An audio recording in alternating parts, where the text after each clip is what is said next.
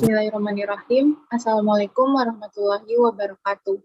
Perkenalkan, nama saya Fatimah Zahra Nandika dari program studi akuntansi dengan nomor NIM 29021500006, Fakultas Ekonomi dan Bisnis Pancasakti University. Pada video kali ini, saya bermaksud untuk memenuhi tugas UTS pada semester 3 kali ini.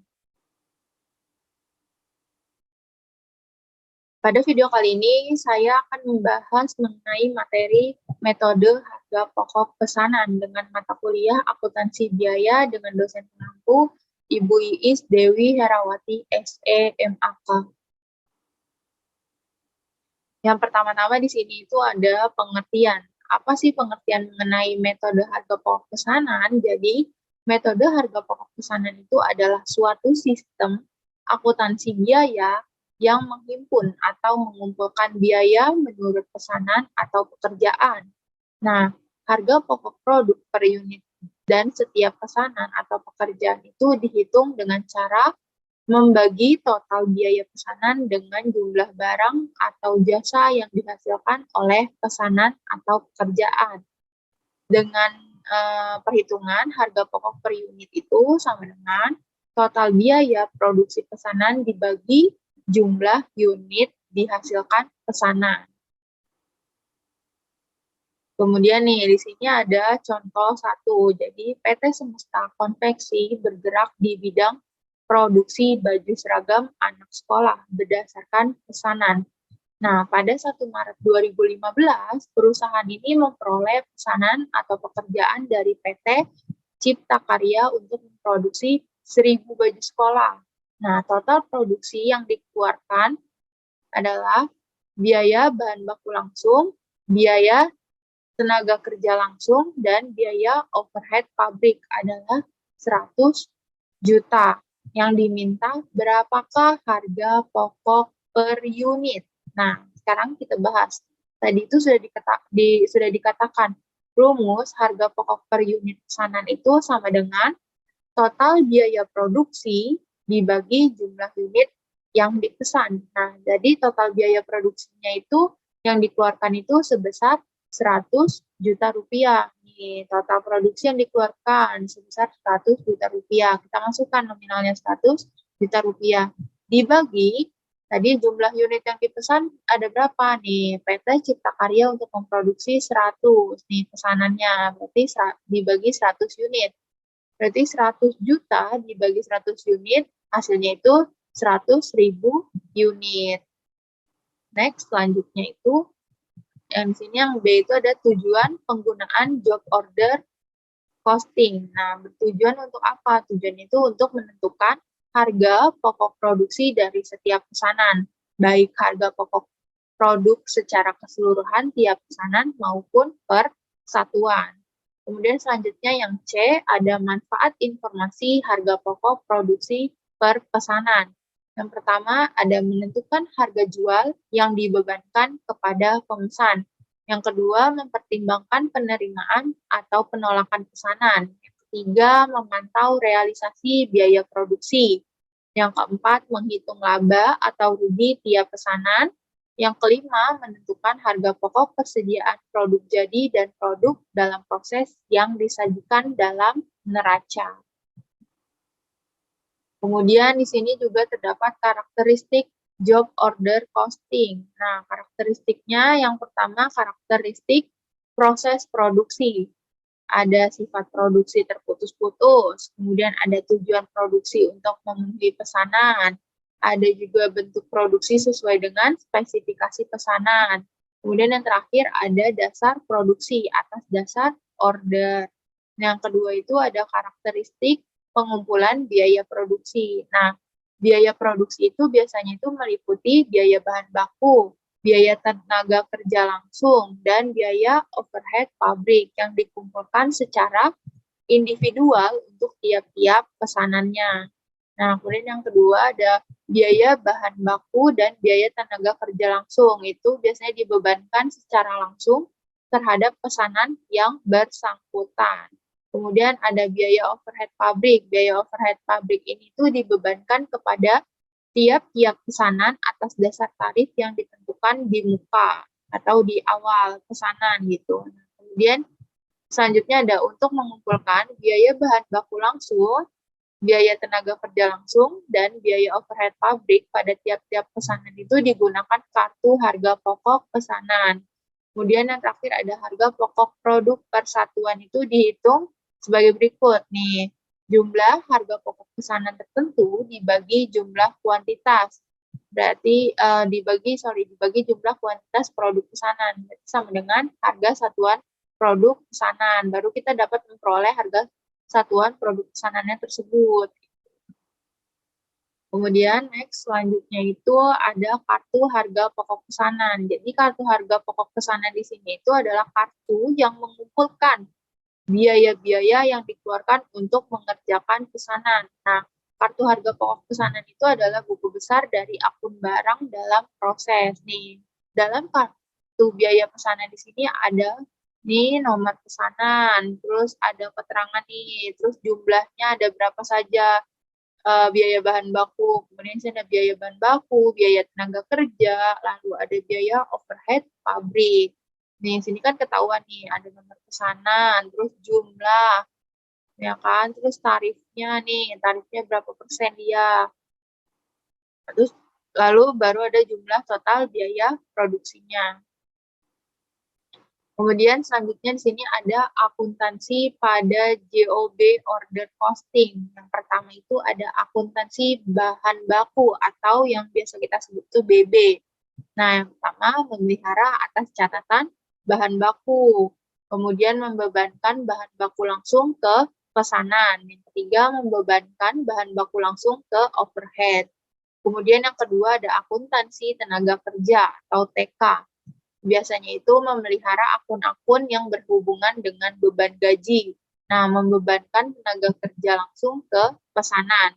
Kemudian membebankan tenaga kerja tidak langsung ke overhead. Jadi kalau tenaga kerja langsung itu dibebankannya itu ke pesanan.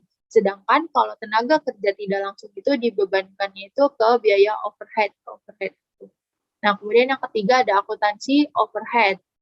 Yang pertama itu mengakumulasi biaya overhead tersebut, kemudian memelihara catatan terperinci atas overhead, kemudian yang ketiga membebankan atas sebagian dari overhead ke pesanan. Nah, tadi sudah kita ketahui bahwa akuntansi pada JOB itu ada 3. Yang pertama itu ada akuntansi bahan baku, ada akuntansi tenaga kerja, dan akuntansi overhead. Kemudian selanjutnya ada akuntansi metode harga pokok pesanan. Jadi sebuah biaya produksi itu dapat dicatat dalam suatu akun pengendali, yaitu akun barang dalam proses.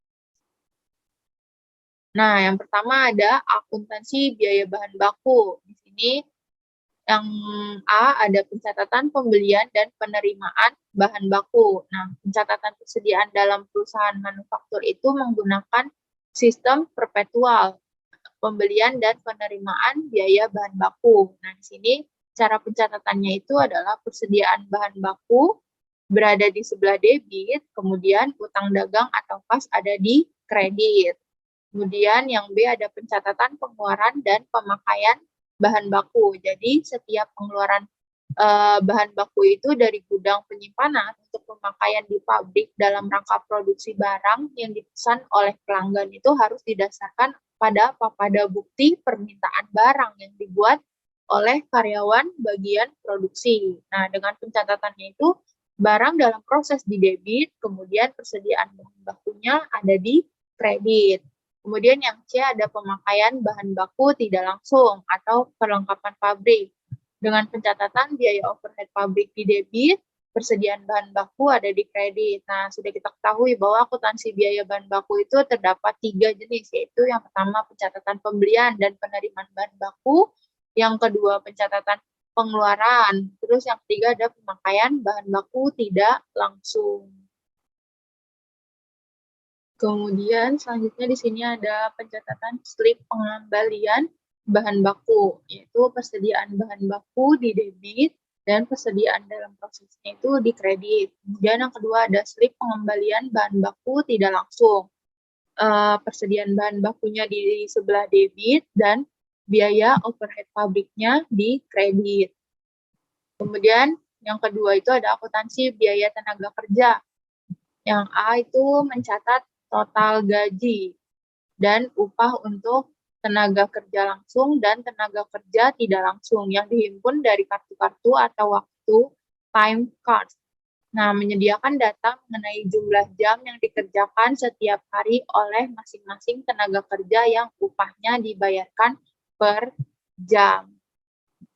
Kemudian yang B ada mengalokasikan total gaji dan upah menjadi tenaga kerja langsung yang akan dibebankan ke akun barang dalam proses atau BDP dan biaya tenaga kerja tidak langsung yang akan dibebankan ke akun biaya overhead pabrik atau BOP yang dikumpulkan dari kupon-kupon pekerjaan atau labor time ticket. Nah, kemudian di sini ada pencatatan pengakuan gaji. Nah, di sini gaji dan upah ada di sebelah debit, kemudian utang gaji dan upahnya ada di sebelah kredit. Kemudian yang B ada pencatatan pembayaran gaji dan upah. Utang gajinya ada di debit, kemudian kasnya itu ada di kredit. Kemudian selanjutnya ada pencatatan distribusi biaya tenaga kerja. Barang dalam proses, biaya tenaga kerja langsung ada di debit, kemudian biaya administrasi dan umumnya ada di debit, biaya pemasarannya ada di debit, kemudian gaji dan upahnya baru ada di sebelah kredit.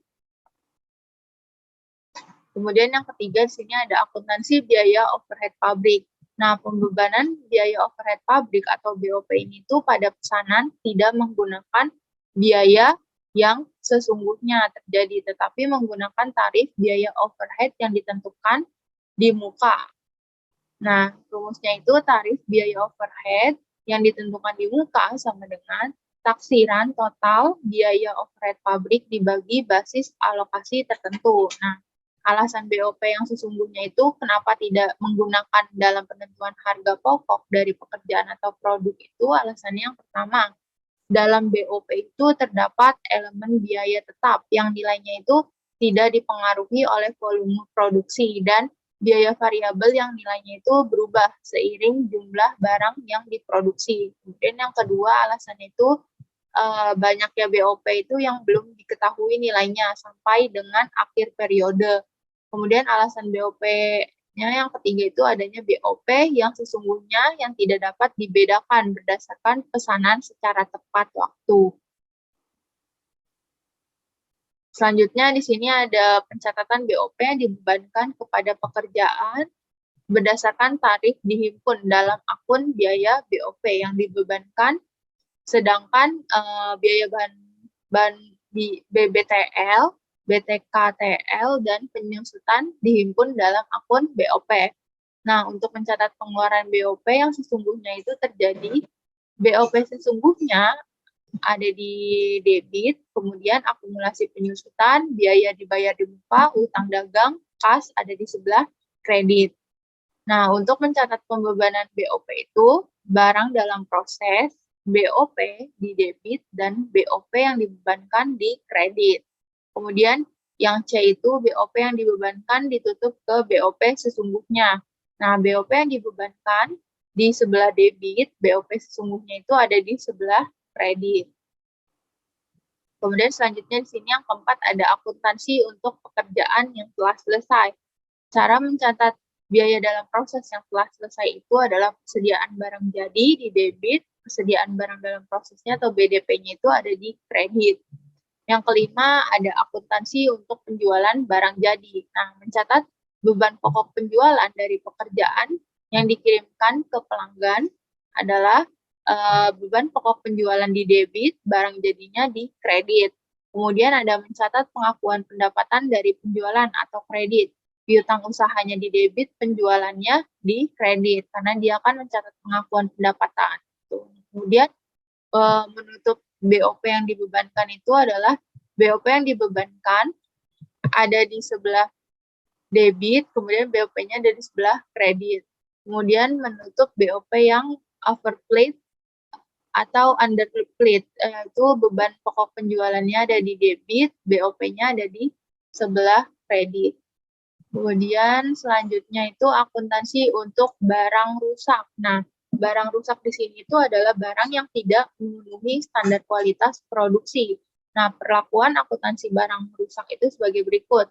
biaya kerusakan itu setelah dikurangi nilai neto yang dapat direalisasikan dibebankan kepada BOP atau biaya overhead pabrik. Nah, bagaimana mencatat kerugiannya? Mencatat kerugian atas barang yang rusak itu adalah barang rusak dan biaya overhead pabriknya itu ada di debit, sedangkan biaya dalam prosesnya itu ada di kredit. Kemudian yang B itu ada biaya kerusakan setelah dikurangi nilai neto yang dapat direalisasikan dibebankan secara langsung kepada pekerjaan yang bersangkutan. Sifat kerusakannya itu sebagai berikut. Yang pertama itu normal. Yang kedua itu disebabkan adanya persyaratan secara tidak langsung oleh pelanggan.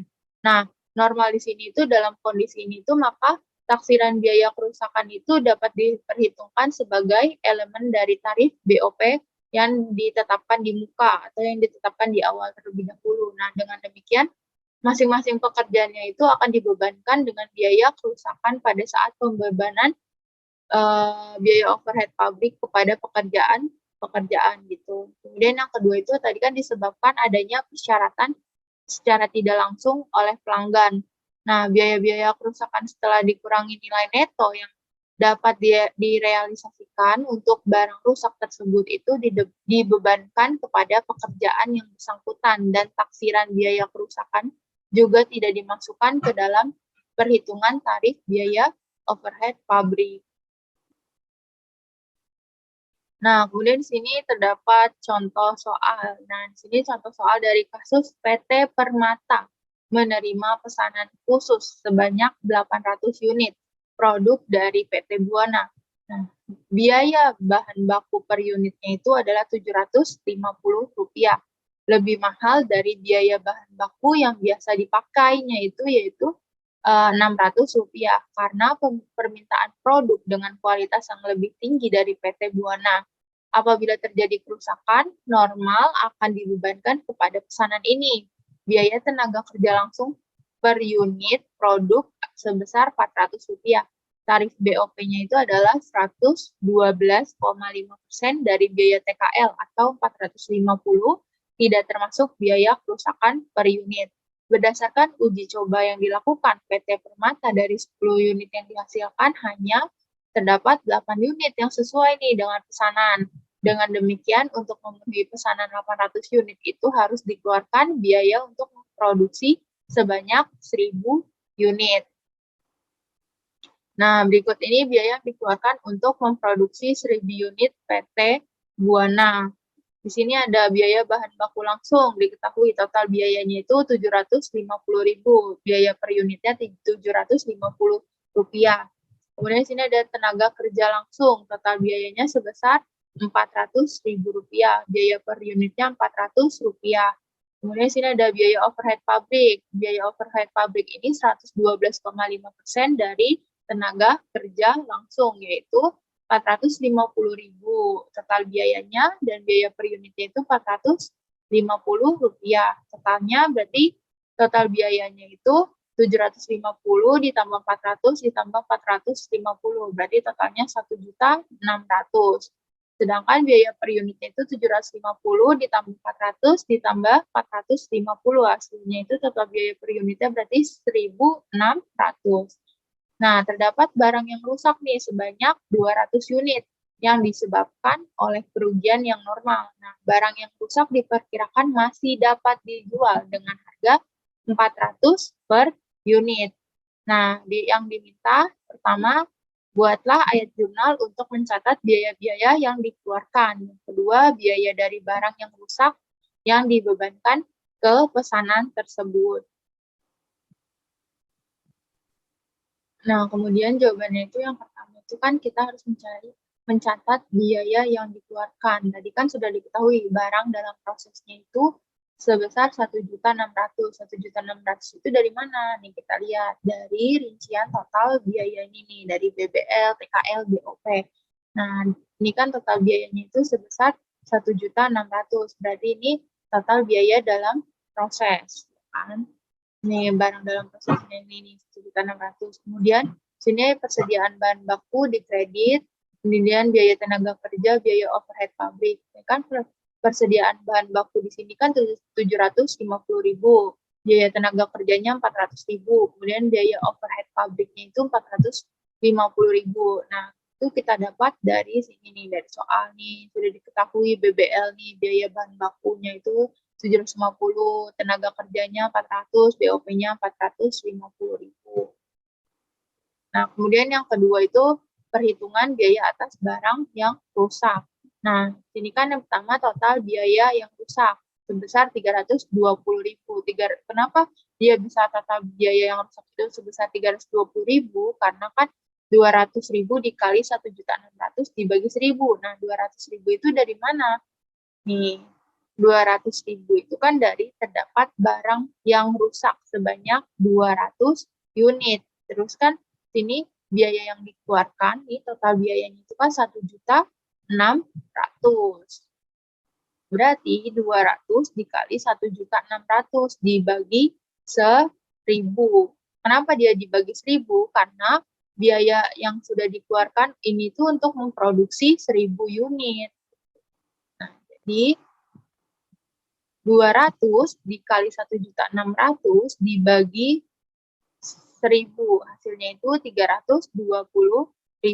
Nah, kemudian sini kita masukkan nilai penjualan barang yang rusak, yaitu sebesar 80.000. Nah, 80.000 ini dari mana? Nih, kita lihat dari soalnya. Nah, di sini kan tadi sudah diketahui nih, terdapat barang yang rusak sebanyak 200 unit yang disebabkan oleh kerugian nih. Barang yang rusaknya itu sebesar 200 unit. Nah, tetapi nih, barang yang rusak itu diperkirakan masih dapat dijual dengan harga 400 unit. Nih, dia mempunyai barang yang rusak 200 unit. Terus yang masih dapat dijual, diperkirakan bisa dijual itu sebesar 400 per unit. Berarti 200 dikali 400 hasilnya 80.000. Nah, berarti pembebanan ke BOP atau biaya overhead pabriknya itu 320.000 ditambah 80.000. Hasilnya itu 400.000. Mungkin sekian video materi kali ini. Kurang lebihnya saya mohon maaf. Wassalamualaikum warahmatullahi wabarakatuh.